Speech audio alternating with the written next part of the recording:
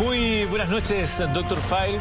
Gusto de compartir nuevamente una noche de jueves junto a todos nuestros televidentes y además con un tema que a mí personalmente me parece que es sumamente importante, porque es un tema que, si hay algo que nos va a afectar, es esto, y nos está afectando ya y a todos sin excepción.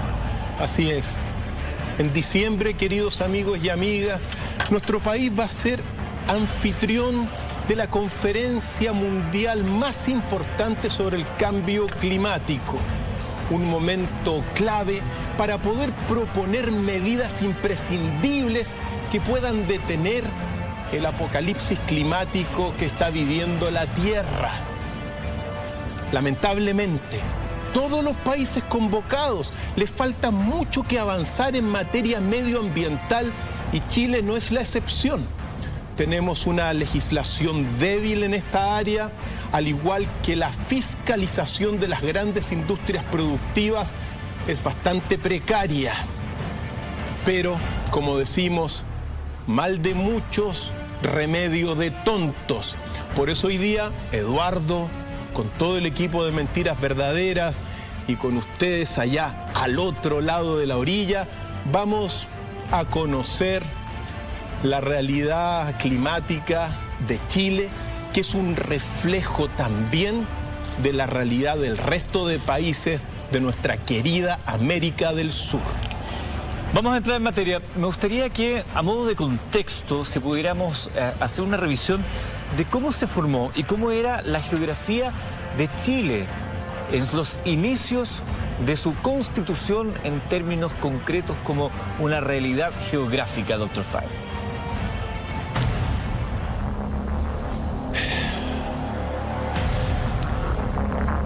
La formación de la geografía de Chile se debe fundamentalmente a la dinámica propia de la Tierra.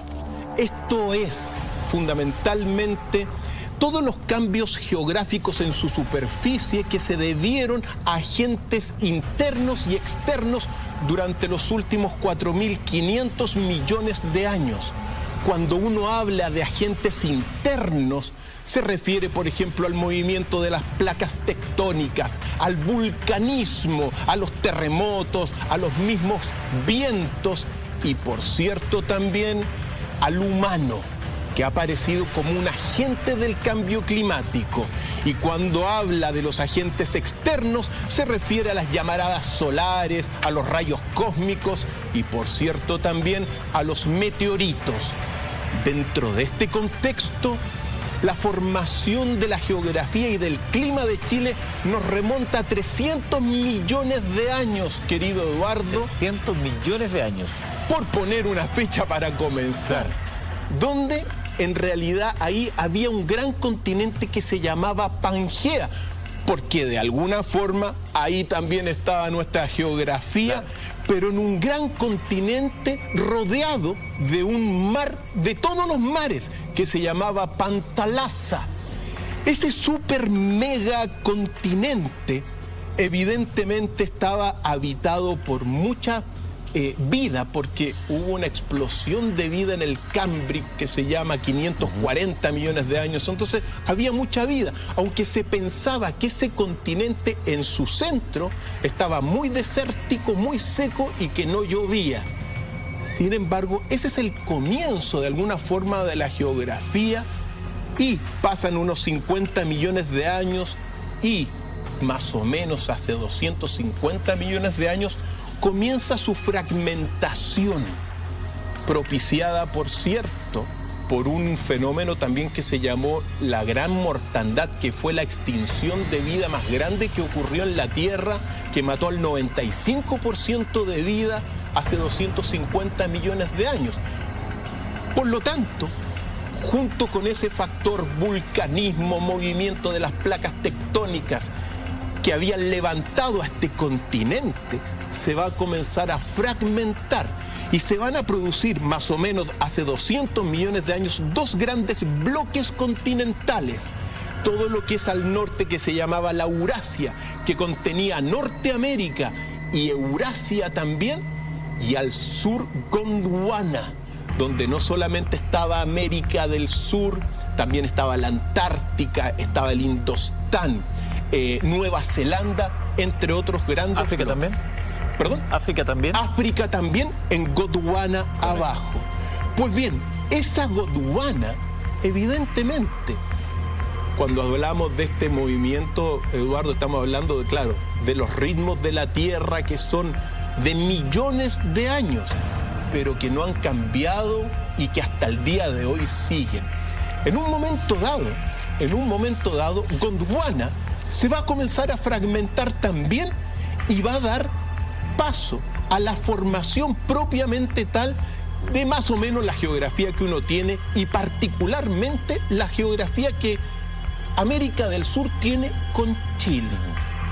Ahora bien, ocurre otro momento clave en la formación también del continente de América del Sur y nuestra geografía, que más o menos ocurrió hace 65 millones de años. Porque en ese momento no solamente cae un meteorito en la península de Yucatán, sino que también precisamente por la convergencia de las placas sudamericanas y la placa de Nazca van a empezar a chocar y se va a comenzar a formar hace 65 millones de años la cordillera de los Andes. Y es ahí donde uno puede decir, posterior a la formación de la cordillera de los Andes, que a grandes rasgos, bueno, se forma la geografía de nuestro país, pero que también ha pasado por diferentes climas. O sea, fuimos fondo marino durante muchos años antes de poder emerger y empezar a adquirir las condiciones. Porque es necesario establecer esta historia de cómo se fueron separando las tierras, instalándose posicionalmente en el globo y de esa manera considerar las estaciones, los climas que tienen, etcétera, etcétera, lo que nos da cierto perfil a nuestro país. Que además, por el tamaño y la forma que tenemos, somos privilegiados en el sentido que tenemos una gran variedad desde el punto de vista climatológico y geográfico. Por cierto, por esta razón también uno encuentra conchitas en diferentes partes del desierto, conchitas que estaban supuestamente bajo las aguas. Bueno, en un momento va cambiando. Los famosos fósiles estos que están petrificados, donde se ven formas de conchas que tienen que ver justamente con eso. Efectivamente. Y ese es mira, ya hace 65 millones de años, bueno, es el momento donde más o menos nuestro continente va a adquirir la morfología que tiene.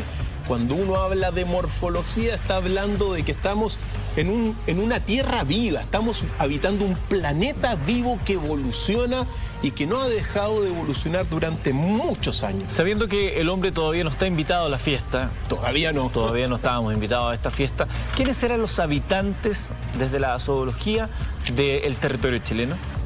Mira, antes de la caída del meteorito, uno tiene que decir que aquí habitaban dinosaurios. Y particularmente en Chile uno tiene que nombrar que por nuestra tierra, quizá el mejor documentado de los dinosaurios antiguos fue el titanosaurio, que medía unos 12 metros, pesaba 13 toneladas, tenía el cuello largo, uno de los más documentados que han existido. Pero también se han encontrado restos de saurópodos. Los saurópodos son estos dinosaurios los más grandes de todos, que habrían pesado más de 30 toneladas, medido casi 20 metros de altura. Por cierto, también los ornitópodos, que son de alguna forma los antecesores de muchas aves, dinosaurios de 1 a 6 metros de largo, con patas con 3 dedos que después darían o permitirían la evolución de los pájaros y las aves actuales, como las gallinas. Y dentro de todos los que habitaban nuestro país en más que la prehistoria, uno tiene que mencionar a una especie de eslabón perdido de los dinosaurios, precisamente que se llama el dinosaurio diegosuarensis o el dinosaurio chileno, que fue descubierto en Aysén por Diego Suárez, que era un niñito. Un niñito, claro. ¿Por qué decimos esto? Porque habitó acá en la Tierra, en nuestra Tierra, hace 150 millones de años, pero es una especie de eslabón perdido de todos aquí lo estamos viendo, por cierto, en nuestra pantalla, Este es el dinosaurio chilensis o Diego suarensis en nombre y en honor del quien lo descubrió, un niñito bastante pequeño. Que acompañaba a obviamente su padre justamente a hacer este tipo de búsquedas y fue el que fortuitamente encontró estos huesitos que dieron pie a... y por eso lleva su nombre, que es notable. Por eso. Y piensa tú también, Eduardo, que este dinosaurio es tan importante porque claro, medía 1,6 m de altura, 3 metros, más o menos 3 metros de largo, pero es una especie de ornitorrinco de los dinosaurios. ¿En qué sentido? Es un terópodo herbívoro. Los terópodos son los Tyrannosaurus rex, el Velociraptor, que son carnívoros, pero este es herbívoro. Cuando uno comienza a ver la morfología de este que estamos, bueno, ahí lo vamos a ver, tenía una cabeza pequeña, dientes hacia afuera, se alimentaba de plantas, tenía una pata con 4 dedos, pero que esos son de los saurópodos. La pelvis, por cierto, de los dinosaurios con cuernos, el cuello, las espaldas, las patas de los dinosaurios carnívoros bípedos. ¿Por qué uno hace esta mención al menos y se toma un minuto? Porque podría llegar a ser el eslabón perdido de la evolución, nuestro dinosaurio, debido a que quizá la evolución no fue por la mezcla, sino por la fragmentación de dinosaurios como este. Seguimos avanzando en este contexto para hablar del cambio climático. Estamos conociendo cómo era el clima y la condición geográfica de nuestro país en aquellas épocas. Y quiero saber, avanzando en las eras, hace 15.000, no sé, 18.000 años, ¿cómo era el clima en nuestro país en aquel entonces? Hace 15.000 a 18.000 años, pensemos que el planeta estaba saliendo de una gran glaciación por los últimos 100.000 años. Por lo tanto, el clima en Chile era mucho más frío. El norte estaba lleno de vegetación, con humedales. Los humedales son lugares propicios precisamente para el asentamiento de tribus antiguas. Todo lo que es la zona central, cuando hablo de la zona central, desde, por ejemplo, Coquimbo hasta Rancagua y evidentemente la capital también, tenía un bosque como el bosque de Valdivia, con mucha lluvia, mucha vegetación y todas las temperaturas del país mucho más frías. Y de Chiloé hacia el norte prácticamente era solamente un dominio de glaciares. No habían ríos, no habían fiordos. Por lo tanto, ese fue el escenario, al menos hace unos 15.000 años, y pensemos que esto va a ir cambiando cuando va a terminar la glaciación hace unos 12.000 años. Lleguemos al momento de los primeros habitantes. Fascinante pensar, ya que estamos acá sobre el suelo, ¿qué hubo aquí miles de años atrás, aquí en este mismo lugar? Un árbol. Pero hablemos de los habitantes. Yo creo que ahí el sitio de Monteverde nos puede dar algunas pistas de los primeros habitantes de este... Efectivamente. Mira, se descubrió por la década de los 70 el asentamiento de la cultura monteverdina o de Monteverde. Amigos y amigas, pongan mucha atención sobre esto, bueno, que es un descubrimiento que cambia toda la visión del poblamiento de América. Durante todo un tiempo se pensó que nosotros, que los patagones, que los cahuéscar, que los que habitamos aquí en América del Sur, habían sido unas emigraciones que subieron por el estrecho de Bering en el norte, en la glaciación, y que se pobló América por estos de norte a sur. Debido a que hay una cultura que se descubrió de 13.500 años allá en Nuevo México, que se llama la cultura de Clovis, que dice que en realidad hubo emigraciones. Sin embargo, se descubrió recientemente y se expuso esto aún más recientemente, la cultura de Monteverde, que está ubicada a unos 25 a 30 kilómetros de Puerto Montt. Y ahí mira, gracias a todos los esfuerzos de los paleontólogos, que no los voy a nombrar, pero que evidentemente pertenecen a muchas instituciones, ahí en el arroyo de Chinchihuapi, la familia Barrera, mencionar, por cierto, a Luis Werner, Carlos Jürgens, Mauricio von Marle Troncoso y la Universidad Austral, se descubrió esto que estamos viendo acá, al menos las representaciones. Una cultura con una antigüedad de 14.800 años, Eduardo. Y en sus estamentos o estratos más bajos, culturas al menos de 31.000 años de antigüedad. Porque esto es clave en toda la visión que tenemos. Porque esos de alguna forma fueron los restos y recuerdos de nuestros habitantes más antiguos y que no fueron en ese sentido un poblamiento por el estrecho de Bering, sino que aquí tenemos un origen, como digo yo, auténtico, que no tiene nada que ver con el poblamiento de allá, sino que aquí tenemos una identidad antiquísima.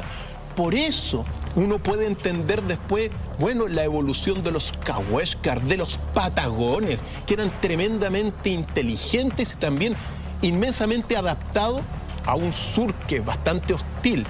Por lo tanto, Eduardo, los primeros habitantes de nuestro país, la cultura de Monteverde hace 14.800 años, para todos los niños, para la señora, para los amigos y amigas, no se olviden de esto, porque aquí tenemos un origen antiquísimo. Es un sitio que vale la pena visitar, conocer, es un tremendo spot desde el punto de vista de un centro, desde el punto de vista de la investigación del poblamiento humano. Es un orgullo para nuestro país y lamentablemente, ¿qué cree usted? No está lo suficiente bien protegido, evidentemente. Por eso llamamos a aquellos que visiten el lugar a que lo hagan con respeto y responsabilidad.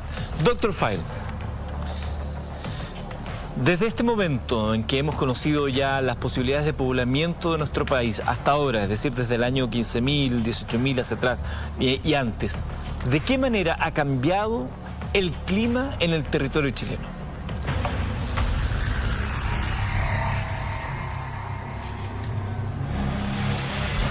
El clima en nuestro territorio no ha dejado de modificarse durante milenios, queridos amigos. Sin embargo, la particularidad de lo que estamos viviendo ahora en relación con los antiguos cambios climáticos es la acción humana. El humano, el hombre, la mujer, son responsables de todo el calentamiento global, de las sequías que estamos viviendo en la zona central, desde el hielo de los glaciares. Por lo tanto, lo clave aquí es que el agente del cambio climático que nos afecta hoy día, los responsables somos nosotros, pues. Por lo tanto, Eduardo, eso es lo principal que uno tiene que ver. Cambio climático ha habido siempre, claro. Han habido periodos de sequía, de derrumbamiento. Por cierto, mucho antes de Pangea, 1.100 millones de años en la antigüedad, hubo otro megacontinente que se llamaba Rodinia. Entonces, han habido muchísimos cambios. Sin embargo, todo lo que estamos viviendo hoy día, donde nos vamos a ir profundizando evidentemente, tiene que ver en este sentido con que nosotros nos transformamos en un agente del cambio climático. Y cuando digo nosotros, somos todos nosotros. Las grandes industrias tienen responsabilidad, por supuesto, pero también nosotros. Por eso a veces hay personas que critican que bañarse 3 minutos es prácticamente imperceptible dentro de todos los procesos de cambio climático que están viviendo y que las razones son mayores, sí, pero también eso nos hace tomar conciencia que no hemos tenido. Es un gesto y finalmente también tenemos que asumir nuestra responsabilidad porque esto es un problema de todos. Porque si fuera por eso, si empezamos a sacar las cuentas, no hagamos nada. Claro. Dejemos que las cosas pasen. Dr. File, en diciembre, como muy bien lo señalábamos, Chile será el epicentro mundial de la 25ª Conferencia de la ONU sobre el Cambio Climático. Ya sabemos que el planeta ha tenido constantemente cambios climáticos. Es una situación en desarrollo, en constante movimiento, es dinámica, pero el hombre, antropoceno, escuchen esa palabra, ha sido un motor de cambio. ¿Nos interesa a nosotros los chilenos, ya que vamos a ser los anfitriones de esta muestra, nos interesa en general a nosotros realmente el cambio climático? Eduardo, la pregunta, mira, para ser constructivo sobre todo, quizás es mejor enfocarla desde que nos falta mucho por avanzar, muchísimo. Porque cuando uno se da cuenta que, por ejemplo, mira, nuestro país se ha alineado este último tiempo con las posturas de Donald Trump y Jair Bolsonaro en el cambio climático, que son países poderosísimos, pero que ignoran este problema. De hecho, estamos organizando a última hora esta cumbre de diciembre porque Jair Bolsonaro dijo que el cambio climático no existe. Entonces, Tomás, o sea, son, mira, momentos que uno tiene que reflexionar. También nos salimos del Tratado de Escazú. Entonces, cuando uno ve que Chile deja el Tratado de Escazú, y el Tratado de Escazú, ¿qué es lo que busca fundamentalmente? Tener derecho a la ciudadanía a saber y estar informada del cambio climático. Después, participación ciudadana en las decisiones del cambio climático. Y, por cierto, que el Estado pueda hacer justicia respecto, por ejemplo, de industrias contaminantes, que se haga parte. Y, sin embargo, el gobierno se restó de esta situación. Entonces, hay mucho que trabajar, sobre todo hay que generar conciencia. Ahora lo criticaban porque, bueno, salió el Ministerio del Medio Ambiente a decir que ojalá que las empresas ayuden a colaborar financieramente y auspiciar la cumbre de diciembre. Entonces salen los de la izquierda, por cierto, a criticar al gobierno por decirle que estaban ecoblanqueando a estas empresas. Es decir, que claro, empresas que contaminan ahora la auspician el cambio climático y en consecuencia, bueno, aparecen como que son limpias. Y yo digo una cosa, amigos y amigas, no miren cosas pequeñas. Ojalá que todas las empresas de nuestro país, mineras, agrícolas, salmoneras, pesqueras, forestales, apoyen la cumbre de diciembre porque todas son responsables. Así que aquí nadie se salva, Eduardo, porque la gente del cambio climático hoy día somos nosotros, los ingenieros que hacen las empresas, las personas que sobreexplotan los recursos. Entonces, no miremos lo pequeño, miremos lo que hay que ver. Con perspectiva. Con perspectiva. La única manera de entender el cambio climático es mirando con perspectiva, porque esto es algo que, si bien ya se hace presente y evidente, las generaciones venideras son las que van a tener que sufrir principalmente esta situación. Yo recuerdo la película Interestelar, que parte justamente de la premisa de un planeta donde ya las condiciones climáticas hacen inviable nuestra presencia. Eso, claro, es el sumum, pero antes de llegar a eso va a haber una serie de etapas que van a ser muy difíciles en la vida. ¿Cuál es, Dr. File, la percepción que cree usted existe en la población respecto al cambio climático?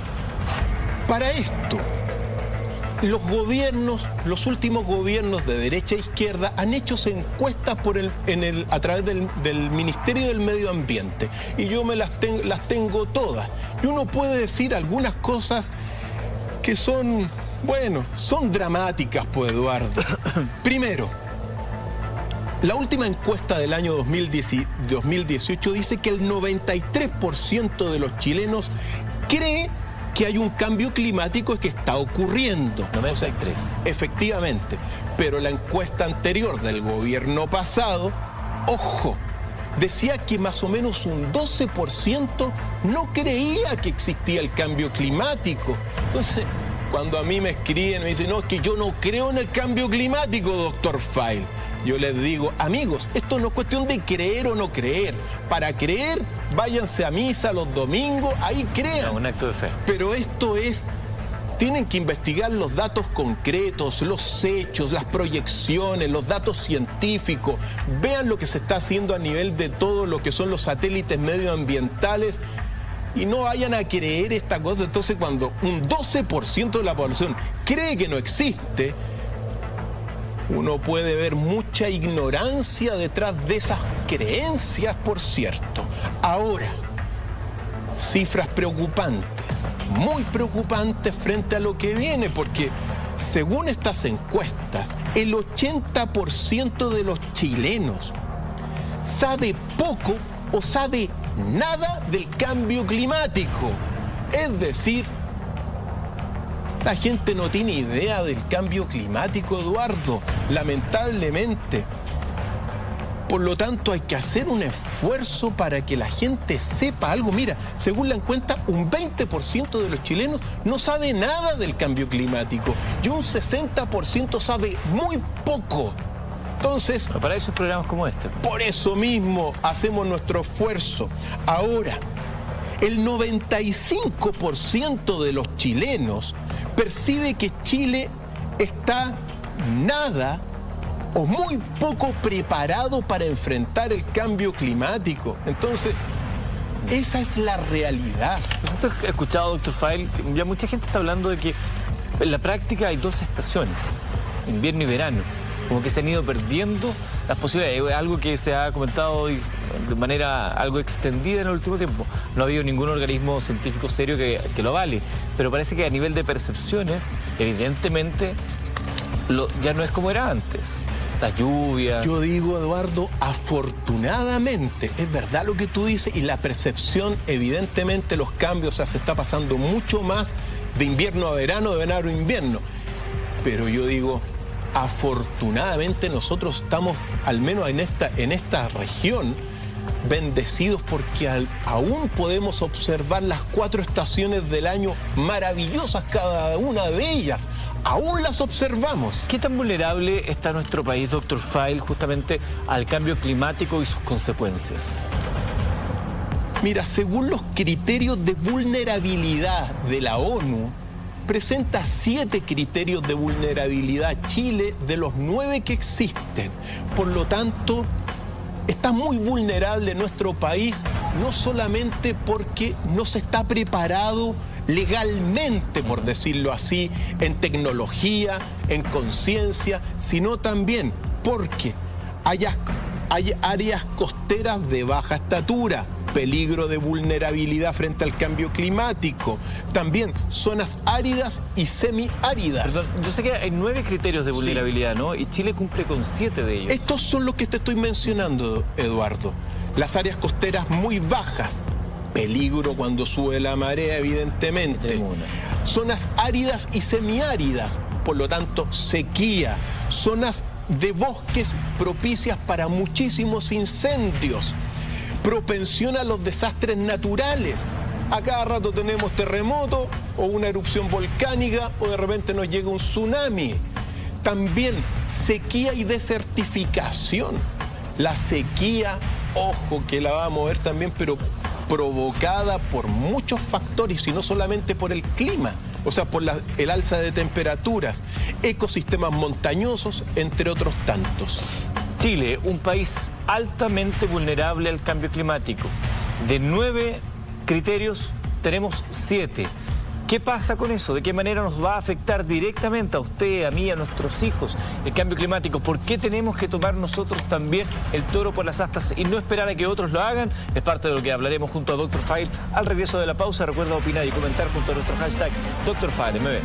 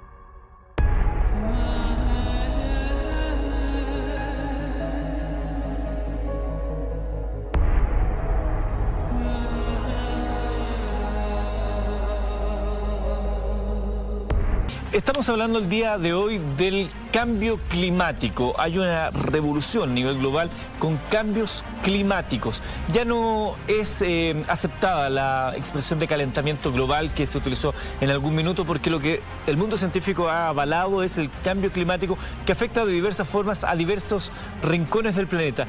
¿De qué manera nos afecta a nuestro país? Es parte de lo que estamos comenzando a revisar en este momento junto a Dr. File. Solo pregunto así de directo, Dr. File.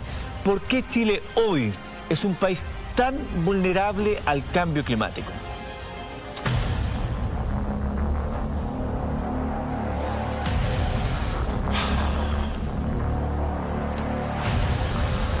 Lo tengo que decir, queridos amigos y amigas. No me puedo quedar callado.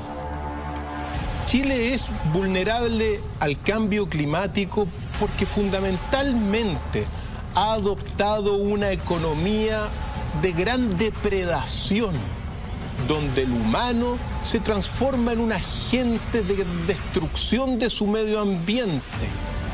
Por esa razón, esta economía del rinde más, como se llama, o del sacarle el jugo a los recursos hasta donde se pueda, es quizá la principal causa, por ejemplo, del medio ambiente, digamos, de estos factores de riesgo. Ojo que no te nombré un factor de riesgo antes de entrar en los ejemplos de esta economía, que hay que revisarlos, Eduardo.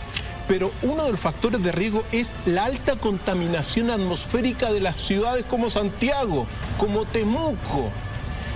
¿Y por qué uno dice esto? Porque uno tiene que entrar, y quiero que permíteme, Eduardo, pero es importante que lo que uno dice es para que las industrias en nuestro país sean mejor, para que la gente tenga conciencia. A mí no me pongan ni a la derecha ni a la izquierda, yo camino por el medio, Eduardo. Entonces lo que yo voy a decir es lo que uno tiene que decir, Eduardo, alguien que lo diga, para que todos seamos mejor y tengamos en esperanza y posturas claves e imprescindibles aquí a diciembre. Pero uno tiene que decir, reflejo de esta economía de gran depredador capitalista, lo que está ocurriendo en la producción salmonera, Eduardo. Sobre todo hoy día que está pisando nuestras tierras el rey de Noruega. Pues uno le tendría que decir al rey de Noruega que los estándares que se cumplen en Noruega para la producción y cultivo de los salmones no los están cumpliendo acá sus propias industrias. Ejemplo, las jaulas de los salmones, sobre todo en la región de Chiloé, están muy juntas. Y eso es un problema porque se contaminan, pero allá en Noruega, separadas. También, si aquí hay un abuso de antibióticos, rey. Un abuso de antibióticos, pero con el paso del tiempo y un par de generaciones, los salmones se hacen resistentes y van generando, por ejemplo, el virus ISA, que dejó la escoba en el año 2016 acá, matando una mortandad de machas, de locos, de sardinas, por todo lo que hizo fundamentalmente la producción salmonera, no solamente Noruega, también la chilena y de otros países, bueno, la que hay acá. También los salmones son muy ricos, pero te contaminan de una forma los mares y producen una situación donde los mares van perdiendo el oxígeno. El término técnico se llama eutrofización. Entonces, ¿qué es lo que sucede? Claro, como ya fue de alguna forma en gran medida contaminada la región de nuestra bella isla de Chiloé, para lo que sepan allá, bueno, ahora el rey visitó Santiago y se va a Magallanes. Y en Magallanes van a instalar y están instalando las nuevas salmoneras noruegas, con el eslogan, como dicen, cultivamos los salmones en las aguas más pristinas del mundo. Entonces uno dice, está bien, pero nos están contaminando y ¿por qué no tenemos los mismos estándares que ocupan en Noruega y vienen a producir acá? Por eso, rey de Noruega, llévese lo que le estoy diciendo y colabore con nuestro país para que también aquí se cultiven sin contaminar tanto, al menos en este caso. Ahí podemos poner como aditivo la industria pesquera, que también es Por supuesto. Ahora. muy criticada. Hoy. Mira, todo, por cierto, toda la mortandad producto de los 300 toneladas de salmones que se tiraron a unas millas allá cerca de Ancud, bueno, los pescadores, ¿te acuerdas? Abril del año 2016 reclamaron, pararon las carreteras y sin embargo se les pasó 300.000 pesos, apenas 300.000 pesos a cada uno y se quedaron todos callados. Bueno, conciencia. Pero la industria pesquera, Eduardo, aquí hay un escándalo con la industria pesquera, con la famosa ley de pesca, que en realidad, amigos, la industria pesquera compró la ley de pesca sobornando a parlamentarios de derechas e izquierdas, que hoy día hay un medio escándalo en el famoso... Se está investigando en el caso Corpesca, ¿ya? Por lo tanto, ¿por qué esto es importante y relevante para la producción pesquera? No solamente porque le cedió la extracción de los recursos de todos los chilenos solamente a 7 familias de nuestro país por los próximos 20 años prorrogables, sino porque se les disminuyó a los pequeños pescadores de todo el país sus cuotas. Pero lo grave quizá es otra cosa. Lo más grave, más bien dicho, es que todas estas grandes industrias pesqueras, que ojo, capturan al año 3,3 millones de toneladas de peces, están utilizando la pesca de arrastre y también la succión por turbinas como aspiradoras. Ese tipo de pesca industrial lo que está significando es la sobreexplotación de las 3/4 partes de los recursos pesqueros de Chile y del mundo entero. Entonces, hay un tremendo peligro acá. Porque ahí hay un tema, porque alguien dirá, bueno, ¿qué tiene que ver eso con el calentamiento global? Porque el desarmar la biodiversidad de una zona también tiene consecuencias que van más allá de simplemente, hoy mira, ya no tenemos este recurso, sino que hay todo un equilibrio que se da en los mares, que tiene una correlación también con las condiciones atmosféricas alrededor. Por supuesto. Y ojo, Eduardo, cuando nosotros hablamos la cumbre climática, no solamente va a hablar del cambio de la temperatura, sino que también de la extinción de los animales. Es decir, el cambio climático o crisis climática aborda muchos aspectos. Y uno de los aspectos es la sobreexplotación de la vida en los mares. Por lo tanto, ojo, lo que está ocurriendo con la pesca en nuestro país también es una verdadera vergüenza, ¿no? Hay un estudio recientemente publicado que habla justamente de las consecuencias menos conocidas del cambio climático, que es el incremento de los niveles de acidez del agua en mares y océanos, con un gran impacto sobre la flora y fauna marina que pone en jaque el futuro de algunos recursos marinos, como por ejemplo las ostras.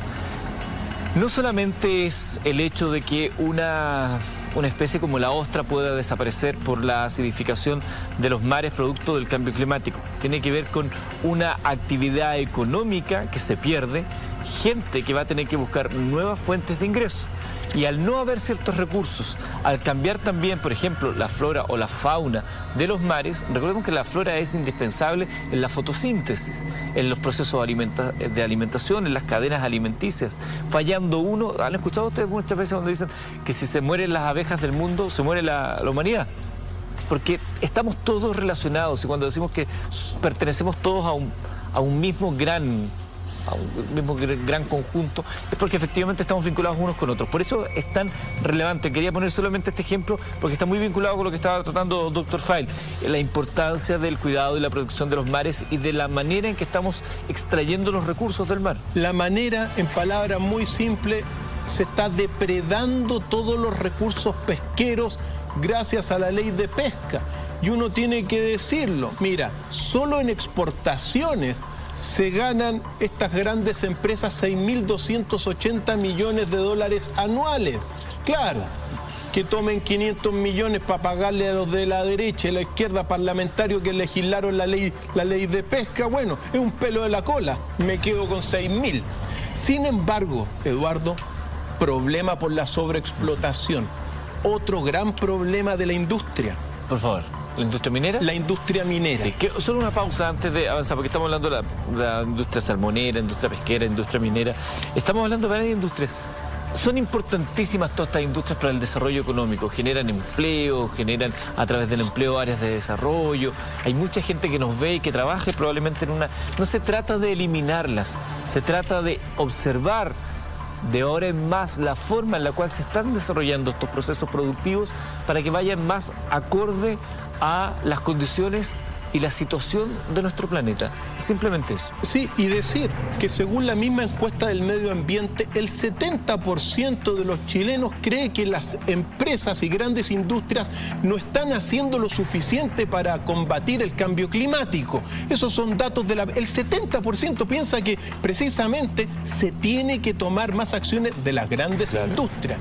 Ahora bien, contaminación de las mineras, algo muy importante que está ocurriendo en nuestro país, no solamente porque grandes mineras de todas partes, nacionales y extranjeras, están secando también los ríos y las napas subterráneas de agua dulce, sino que aparece el tema gravísimo de lo que son los relaves o desperdicios de las mineras, que son, bueno, es roca molida, pero que tiene químicos como el cianuro, arsénico, plomo, cadmio, zinc, mercurio, metales pesados, que son los desperdicios y que se dejan en tranques, pero muchas veces cerca de comunidades de nuestros pueblos originarios, de gente más pobre, de más humilde, que van a vivir en condiciones muy precarias.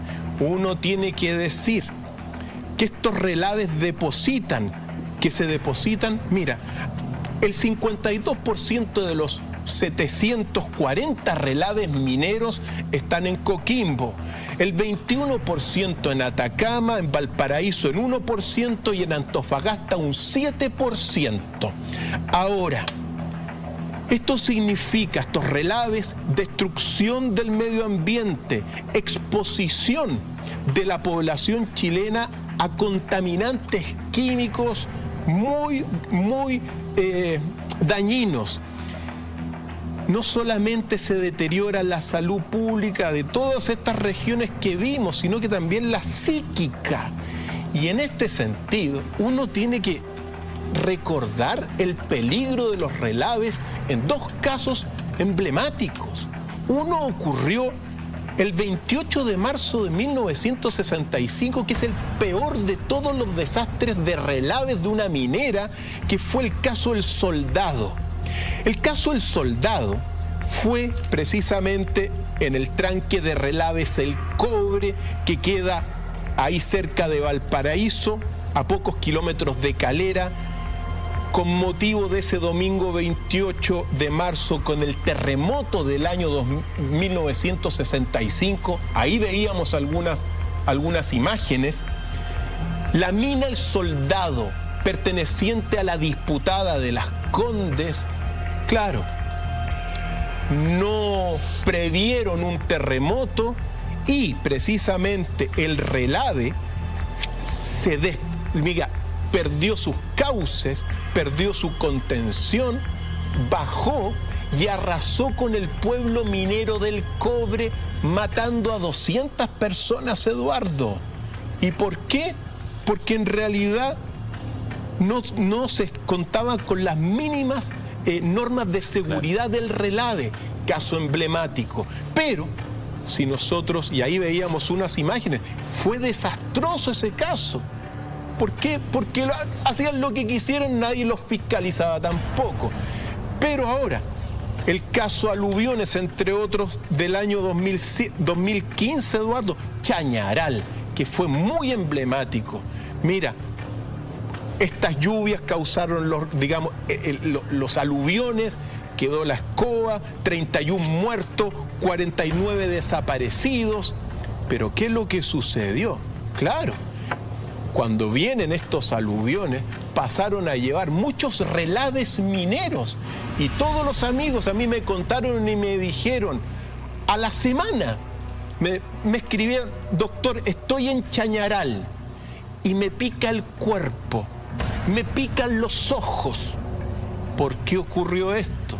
Porque claro, todos esos aluviones que veíamos desastrosos que arrasaron pueblos llevaban relaves, es decir, arsénico, zinc, contaminantes que afectaron a la ciudad de Antofagasta, Copiapó, Chañaral, Atacama, y que generaron evidentemente muchas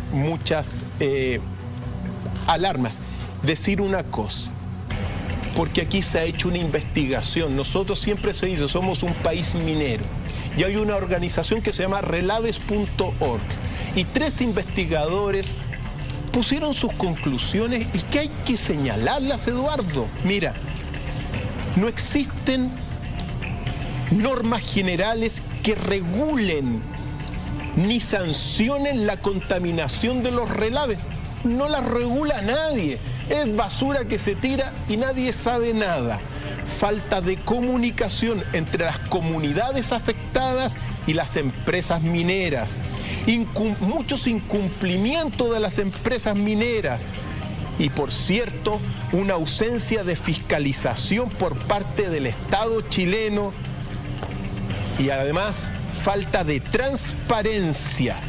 De alguna forma el Estado chileno está ausente en este desarrollo de políticas, sobre todo con los relaves mineros, Eduardo. Estamos hablando de la vulnerabilidad que tiene nuestro país ante el proceso de cambio climático global que estamos viviendo.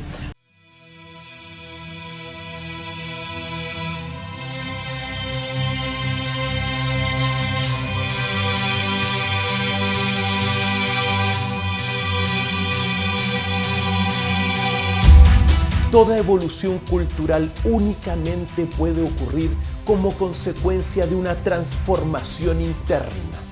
A la fuerza no hay que buscarla fuera de uno mismo, en lo superficial o lo material. Únicamente a partir de la sabiduría del sujeto íntimo podremos crear una nueva visión para Sudamérica.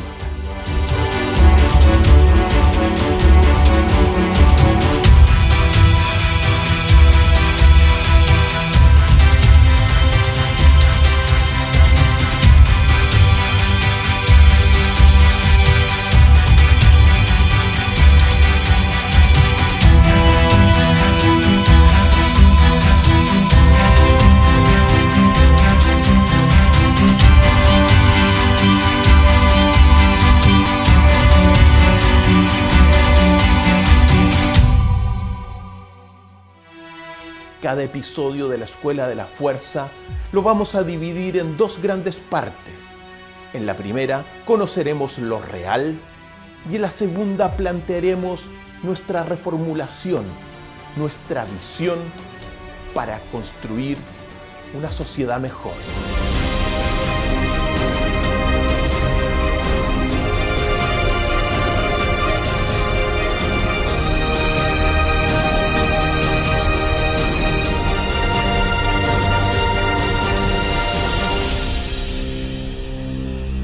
Bienvenidos a la Academia.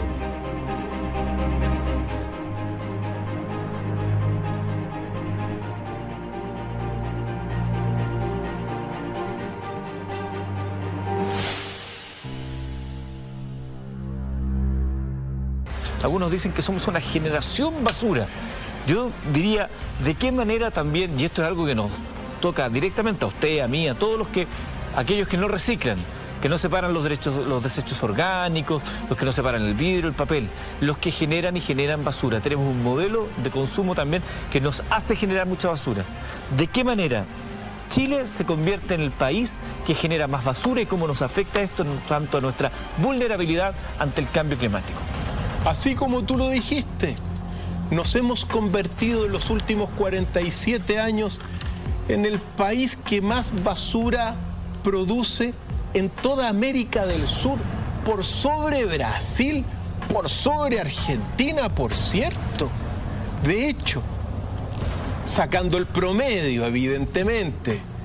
456 kilos de basura produce cada uno de nosotros, de los habitantes chilenos, de promedio.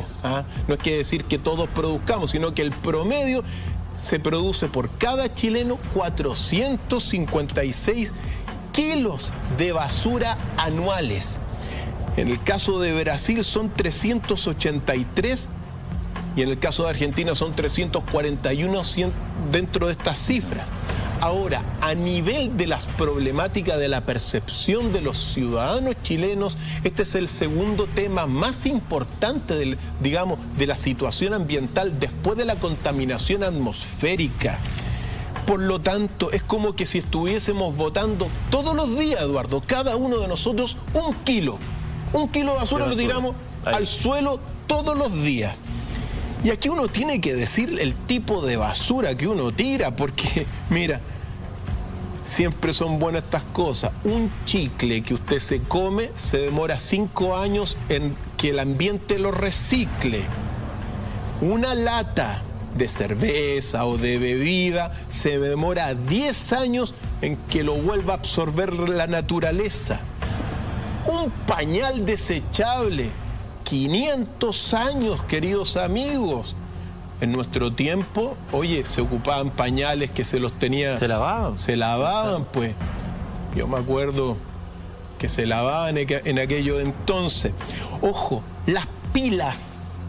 Las pilas, sí. Las pilas que se ocupan, alcalina y todo, se demoran 1000 años en ser recicladas, Eduardo. Y cuando nosotros vemos que en el fondo la situación que se vive es tremendamente trágica. Somos el país que más basura produce. Estamos replicando todo el modelo de los Estados Unidos, las peores cosas de Estados Unidos lo estamos replicando. Déjeme solamente hacer una pausa acá, doctor File, porque aquí nos tenemos que mirar a la cara. Así de simple. Nos tenemos que mirar a la cara, todos nosotros. Usted mírese también al espejo. ¿Qué hace usted en su casa para reducir la cantidad de basura que le entrega al camión recolector de basura? Haga usted, si no lo ha hecho, el ejercicio de tratar de dejar los desechos orgánicos. Idealmente pudiera tener una compostera, son cada vez más baratas, están para poner en las terrazas, ya no hay que tener necesariamente un patio grande. Compostera, desechos orgánicos para convertir eso en humus, en materia orgánica que permite después servir, usarse como abono. Es harta cantidad que menos a la basura. Luego saque lo que se recicla. Papel, cartón, plásticos, botellas, latas, vidrio. Y va a ver que al final lo que usted le entrega al camión de la basura se reduce considerablemente. Pero lo hace, con la mano en el corazón, lo hacemos. Entonces después, claro, todos hablamos y hablamos y hablamos y decimos es que el Estado no hace nada, es que los países no hacen nada, es que Donald Trump no hace nada. Bueno, pero ¿qué hacemos nosotros? Y más de alguno dirá, bueno, pero que nuestro impacto va a ser mínimo. Que si nos ponemos en ese, insisto, entonces no hagamos nada, cerremos por fuera y dejemos que el mundo se queme solo y da lo mismo los que vengan. No, pues también tenemos que asumir nuestra responsabilidad, ser maduros en el sentido de tomar nuestras propias decisiones, deberes y derechos. Todo suma, Eduardo, aunque sea lo pequeño, porque lo pequeño refleja lo grande. Y si no hay cambio en lo pequeño, tampoco va a cambiar lo grande. Todo cambio cultural parte de una decisión interna de la potencia del sujeto íntimo. Por eso uno tiene que decir, de las 7 millones de toneladas de basura que genera el chileno, solamente un 10% se recicla. Fíjate tú, hay unos Califón, por ejemplo, ahora que los venden, que se le incrustan unas pilas, pero cada una de esas pilas se demora 1000 años y uno ocupa unas cuantas pilas cada un par de meses. Pues bien, lo que hice yo esta semana, Eduardo, me anoté un poroto, le saqué las pilas y lo enchufé a la corriente. Bien. Por lo tanto, todo esto suma. Lo que son las bolsas de basura también, o sea, las bolsas plásticas, el plástico también se demora como 1000 años en volver a ser procesado por la naturaleza y volver a reciclarse. Ahora bien, tema delicado el que viene respecto de esta basura, Eduardo. Porque hay una cosa que salió ha conmovido a todo el continente por lo que se llama la obsolescencia programada. Sí, pues. Ayer una gran empresa de teléfonos fue demandada por organizaciones de consumidores en nuestro país y también en muchos otros países por lo que se llama la obsolescencia programada. Es decir, te hacen celulares que te duran 2 años. Y esto es gravísimo, Eduardo. ¿Por qué? Porque lo que buscan las empresas solamente es el crecimiento económico. Entonces, si yo te hago un celular que te dura 40 años, no me sirve, tengo que vender. Entonces ahora los productos de muchas marcas de celulares los producen para que te duren 2 años y después quedan obsoletos. En consecuencia, la gente tiene que volver a comprar. Y aquí están las cifras del escándalo, Eduardo. Nosotros somos, con suerte, 17 millones de chilenos, Eduardo. Y desde el año 2010 hasta la fecha, adivina cuántos celulares hemos comprado. Tírame una cifra. Del año 2010 a la fecha. A la fecha. En total. Sí. Porque sabemos que hay como menos 2 celulares por persona. ¿Cuántos serán? ¿60, 50 millones de celulares? 50 millones de celulares. No, es un poquito más. Fíjate tú que desde el año 2010 hasta hoy día se han comprado los chilenos, queridos amigos, más de 100.560.000 celulares. Más de 100 millones de celulares. ¿Eso es lo que se ha importado a Chile? Sí, pues. Impresionante. ¿Y qué es lo que pasa? Como están estos diseños que te van a durar 2 años, claro, yo tengo un par de celulares que de la época de un par de años atrás, pero ¿por qué esto es grave respecto de la basura? Porque esto, claro, hace crecer, digamos, las cifras azules de la empresa, pero te genera lo que se llama la basura tecnológica. ¿Qué se hace con la basura tecnológica? Es la gran pregunta. La basura tecnológica queda ahí, algunos la reciclan, pero es gigante la basura. Ahora bien, decir lo siguiente, también dentro de este contexto, porque no solamente son, por ejemplo, los celulares, es un problema también que lo afectan a las planchas. La plancha te dura 1 año y se echa a perder. Dr. File, antes las cosas cuando se arruinaban se mandaban a arreglar. Había un taller, un servicio técnico. Hoy sale más barato cambiarlo. El televisor se equivocó, vamos cambiando por el otro. Salió uno nuevo para el mundial, vamos cambiando por el otro. Y se va acumulando esa basura. Sigamos avanzando en beneficio del tiempo. Son las 11:35. Solo decir una cosa. Sí. 32.000 toneladas de baterías quedan ahí en desuso. 32.000 toneladas de baterías. Lo siguiente que quiero plantear esta noche, Dr. File, tiene que ver con quizás uno de los efectos más evidentes y palpables del cambio climático en nuestro país. Fenómeno natural del planeta acrecentado y acentuado por el antropoceno, por la presencia del ser humano. ¿De qué manera nos afecta la sequía?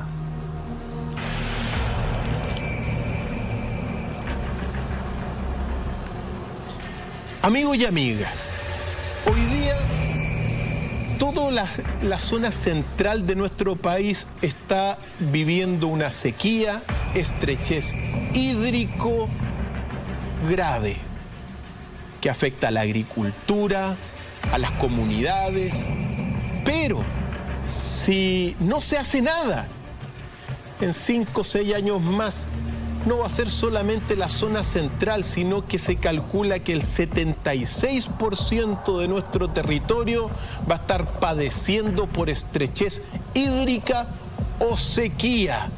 Eduardo, la situación también aquí es prácticamente catastrófica.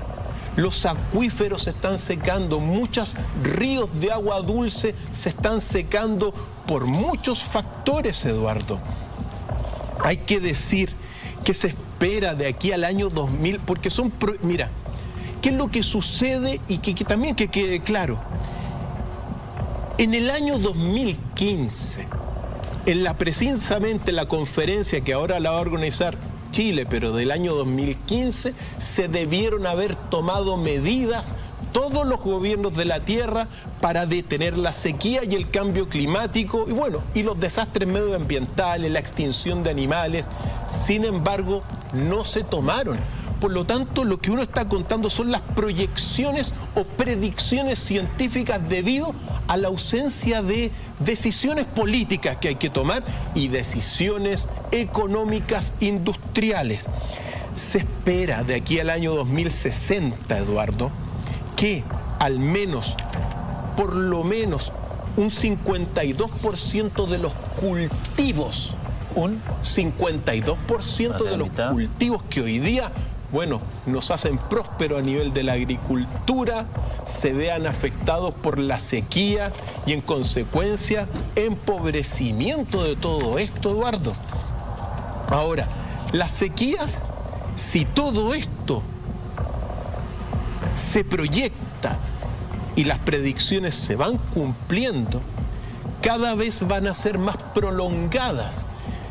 Va a haber más ausencia de lluvia. Por ejemplo, hoy día sabemos que la corriente del Niño, que trae lluvias porque es más caliente,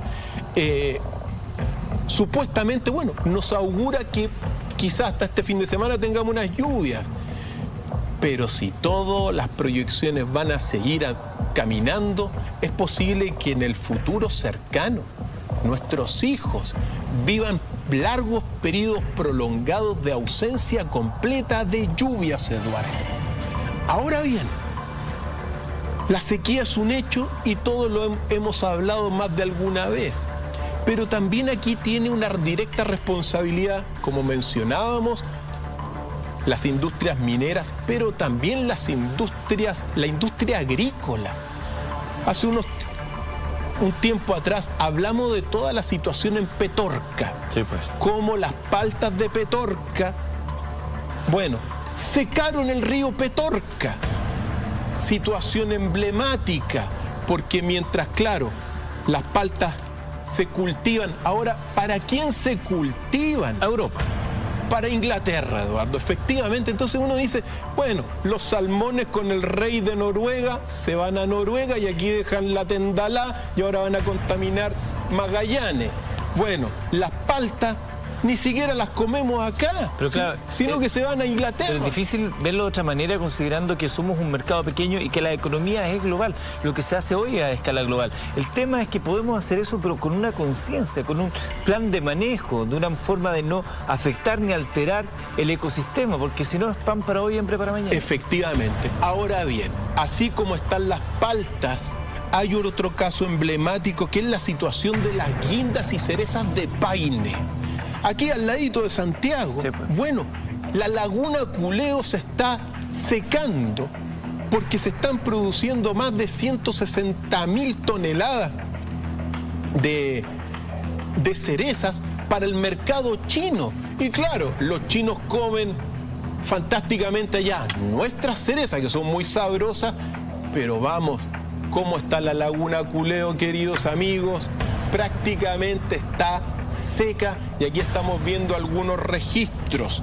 Por lo tanto, nuevamente, todo lo que las otras potencias mundiales están preservando y cuidando, aquí no lo cuidan. Yo me digo, parece que el chileno no quiere a su país. Parece que no lo quiere, Eduardo. Parece que todo es algo individualista, algo cómo voy a recibir una buena tajada de plata. ¿Cómo voy a ir? Sin embargo, se está secando otro caso emblemático, las cerezas de Paine, Eduardo,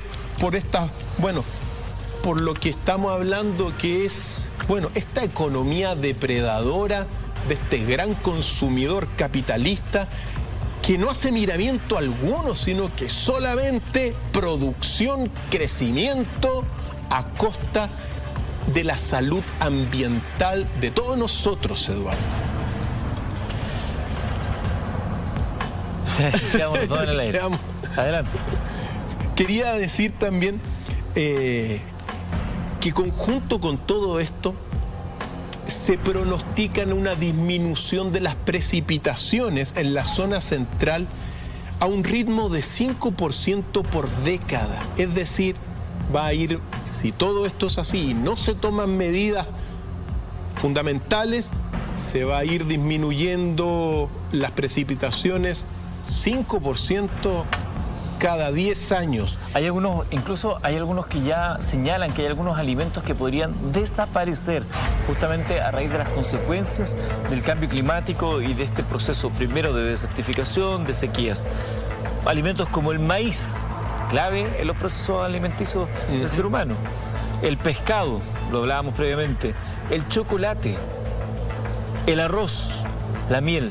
¿Qué otros alimentos, qué otras áreas productivas, qué otras maneras del vivir actual podrían verse severamente afectadas a usted, a mí, a nuestras futuras generaciones? Lo conversamos con Dr. Faila al regreso de la pausa.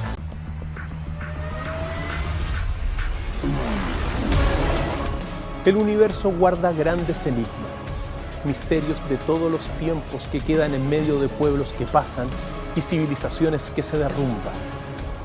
Este viaje a los secretos rincones de nuestro mundo es peligroso, pero los misterios de la humanidad nos llaman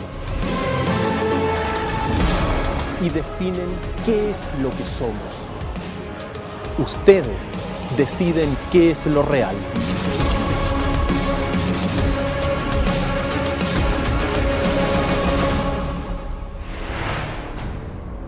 Dr. File.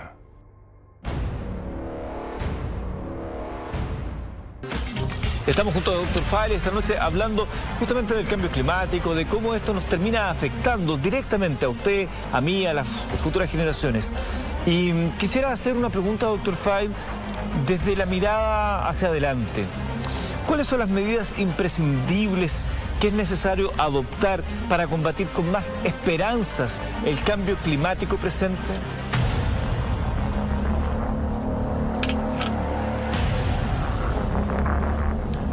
Amigos y amigas, hay muchas medidas que se pueden tomar útiles, pero hay 3 medidas imprescindibles. Si no se toman estas medidas, no hay esperanza ni para ustedes ni para nosotros. La primera medida necesaria, imprescindible, es el cambio del calendario que se tiene. El calendario gregoriano de 12 meses tiene una visión lineal del tiempo que determina a todas nuestras industrias. El calendario es un requisito de nuestra convivencia. Y cuando el calendario que nos rodea tiene una concepción lineal del tiempo, significa que no reconoce los ciclos de la naturaleza. Por lo tanto, tenemos que adoptar, así como lo hizo y lo está haciendo Bolivia, un calendario con una visión espiral del tiempo que es la correcta para que nuestra ciudad, nuestras empresas puedan vivir bien. La segunda medida imprescindible, queridos amigos, es que es necesario reformular y volver a pensar, Eduardo, los principios que conforman el crecimiento económico. Y esto es claro, hay que perfeccionar ese concepto que está en el corazón de la economía de este gran depredador del capitalismo y perfeccionarlo. Y para esto uno tiene que ser muy claro, el crecimiento económico está dado no solamente por una serie de factores como el Producto Interno Bruto, las finanzas, los índices económicos, la inversión, la formación de capital, la tecnología, los recursos naturales, la distribución del ingreso.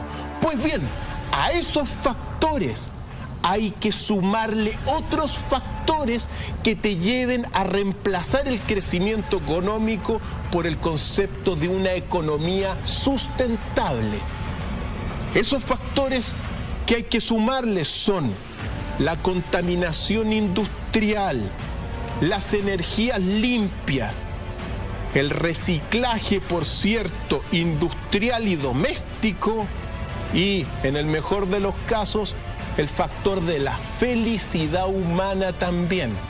Si nosotros tenemos y le incluimos estos factores al crecimiento económico, se perfecciona y se hace una economía mucho más duradera y permanente. Y la última medida imprescindible es seguir invirtiendo en una matriz industrial de energías limpias y renovables. Esas son 3 medidas imprescindibles que es necesario abordar, y como siempre, uno lo hace no por un afán ideológico, porque uno no tiene ideología, sino que solamente para que nuestra ciudad, para que nuestras empresas mejoren y para que la convivencia mejore, porque el cambio climático, el deterioro del medio ambiente, es un reflejo de lo que nos pasa a nosotros. Y aquí hay que decir unas cosas. Parte de toda esta situación ambiental también está dada por la extinción de los animales que se está viviendo. Estamos en una 6ª extinción de los animales de la tierra, y en Chile, mencionar al menos, Eduardo, que están en peligro grave y peligro crítico de extinción: la chinchilla cordillerana, el picaflor de Arica, la vaquita del desierto, que es un insecto de este porte, que se demora 10 años, está el huevo 10 años, cuando nace la vaquita a veces dura horas de vida, en peligro de extinción crítica. La nutria de río, el pingüino de Humboldt, en peligro crítico en nuestro país. Y en peligro de extinción, por cierto, el huemul, el picaflor maravilloso de la isla Juan Fernández, el lagarto gruñidor de Volcán, la ranita de Darwin, el gato andino, el loro tricahue, que fue el que le anunció a todos los mapuches la llegada de los españoles, la rata arbórea chilena, el sapo montado austral, la araña pollito, está en peligro de extinción también, Eduardo. Por cierto, el cóndor y al menos 67 especies que por tiempo no las puedo nombrar, Eduardo. Y también todas las especies de árboles también prácticamente que hay en nuestro país, que son más de 1.400 en peligro. Pero quizá las más afectadas por el cambio climático, Eduardo: el alerce y la araucaria, que son árboles hermosos en peligro de extinción debido a todo esto. Ojalá que el episodio de hoy día, como siempre decimos, sirva para dejar las ideologías al lado. Sí. Si aquí los de derecha, izquierda, todos estamos metidos en este asunto y estamos hipotecando la vida no solamente de nuestros hijos, sino del planeta entero. Muy importante lo que acabamos de conversar esta noche, y yo insisto con este tema que me parece que es sumamente relevante, que es un tema de educación. Yo miro con esperanza que hoy los niños tienen mucho más conciencia de esto. Ellos están expuestos con más frecuencia a conceptos como el reciclaje, la sostenibilidad, la economía verde, el trato justo. Allí hay algo de esperanza, pero también nosotros los adultos tenemos que ponernos a tono y tenemos que hacer nuestra parte. Yo sé que todavía hay muchas deficiencias, no hay suficientes puntos limpios, no hay suficiente cultura de reciclaje en lugares de acarreo de basura. Es verdad que hay mucho que avanzar, pero también nosotros tenemos que poner de nuestra parte y no quedarnos en lo que no está, sino que ver qué podemos hacer nosotros en pos de ello, por la responsabilidad que nos cabe a todos. Va a llegar un momento en que el mundo amable que hoy conocemos no lo será tanto. Cuando nosotros abrimos la llave y sentimos el agua fluir, cuando apretamos un botón y se enciende la luz, es un privilegio del cual nosotros gozamos, que probablemente en un tiempo más quizás ya no lo tengamos. Valoremos eso, por lo tanto, seamos conscientes con cada uno de nuestros actos en pos de cuidar el medio ambiente, Dr. Fire. Se dice que, bueno, las temperaturas van a subir del orden de 2 grados en todo lo que es la zona central de aquí a los próximos 35 años, pero hay esperanzas si hacemos las cosas que hay que hacer y se toman las decisiones que hay que tomar. Y como decimos siempre, el que tenga oídos para oír, que oiga. Y que no cese en su búsqueda el que busca.